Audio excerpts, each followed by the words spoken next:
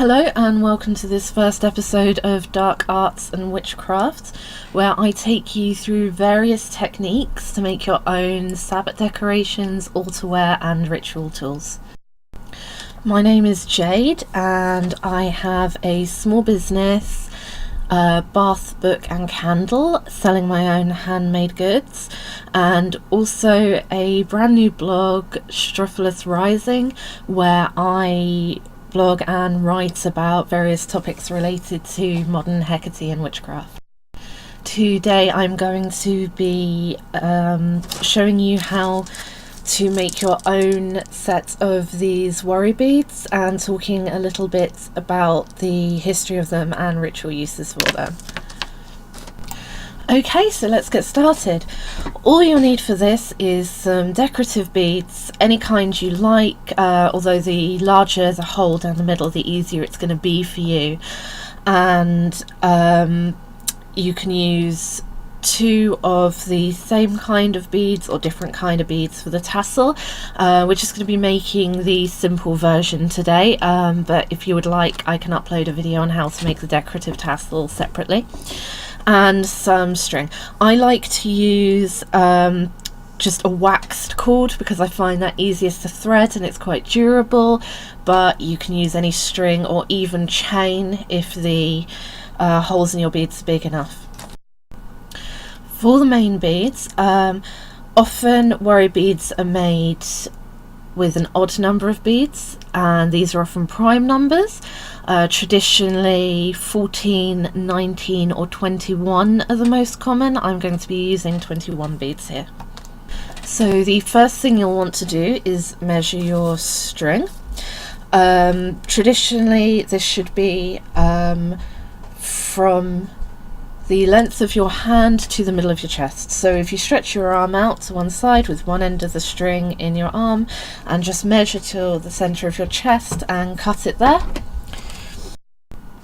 Now you want to thread your beads onto your string, and you want to do that for all but one of these.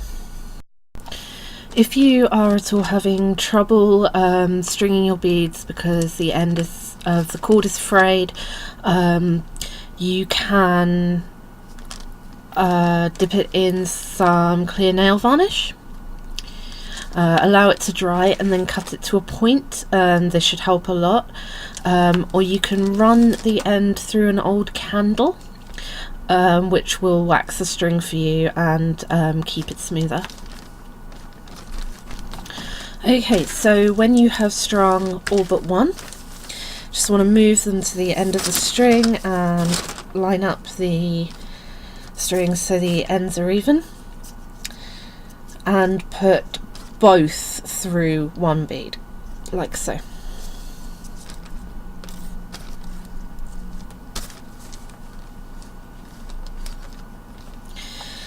And next you want to measure about a palm's width of string, like this, and tie a knot.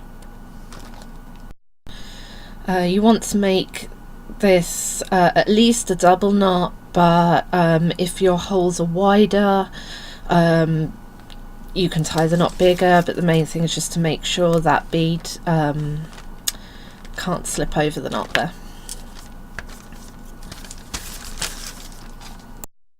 And next you just want to add your end beads and tie a knot in the end of the strings, so one on each of those loose ends, and again tie enough knots so that bead definitely won't slip over it.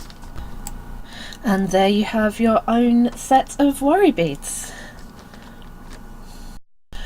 Worry beads are used in a range of cultures. I know them from Greek culture, which is part of my heritage, but they're also used in Cyprus and Turkey, and similar beads, more often prayer beads, are used in the Middle East. In Greece, they don't have any particular religious significance. They are used as something to do with the hands, to pass the time. to help with thinking, sometimes for help with quitting smoking. They can be used to aid relaxation, and they're very, very good for anxious people. And also they are collectible. Often people buy them in semi-precious or precious stones. Amber is very common. There are three main methods of using worry beads. So the first one is simple, it's just fiddling with them in the palm. This is a quiet method suitable for indoors. Another quiet method that is often used is to hold the priest bead. That's this one that goes through both of the strings. And then hold the rest of the beads in the other hand and just tilt the string up. So it's going to be kind of hard for you to see. And just let the bead drop and click against the next one, and when you've gotten through all the beads, turn it around and start again. The loud method that is used more commonly outside is to split the beads into two sections and hook the beads over your middle finger, and then you would make a sort of flipping motion, so this end clicks against the beads there. So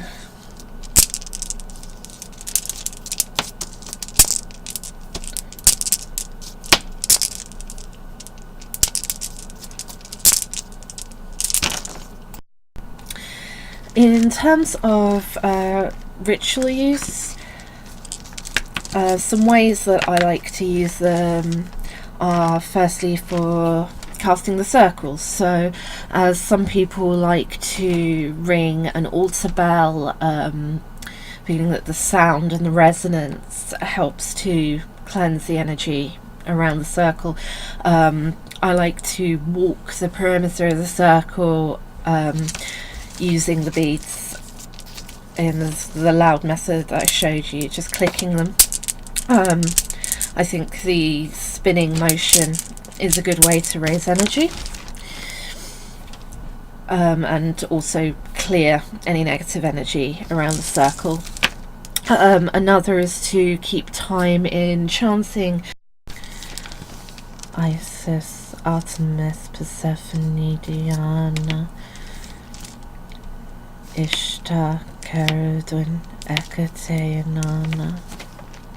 Diana, Ishtar, Keridwen, Hekate, Nana. You can also make them from, for example, the semi-precious beads. So if you're someone who likes to carry crystals for a particular purpose, like boosting confidence, you could make them from tiger's eye and carry them with you in public to fiddle with to help you there, or perhaps rose quartz if you get nervous easily in public situations. Or you could make them from a natural material such as wood beads, paint sigils on them, particularly on the priest bead, and carry that with you as an amulet, which could be used for protection. So yeah, be creative. There's a lot of different ways to use worry beads. If you don't feel like making your own and would like some, here are some examples of previous worry beads I have made, and they are available on my Etsy shop, Bath Book and Candle, and the link to that will be in the description. And yeah, if you would like me to do a tutorial for making the decorative tassel, such as this one, let me know in the comments or contact me elsewhere. And happy Yule and blessed be.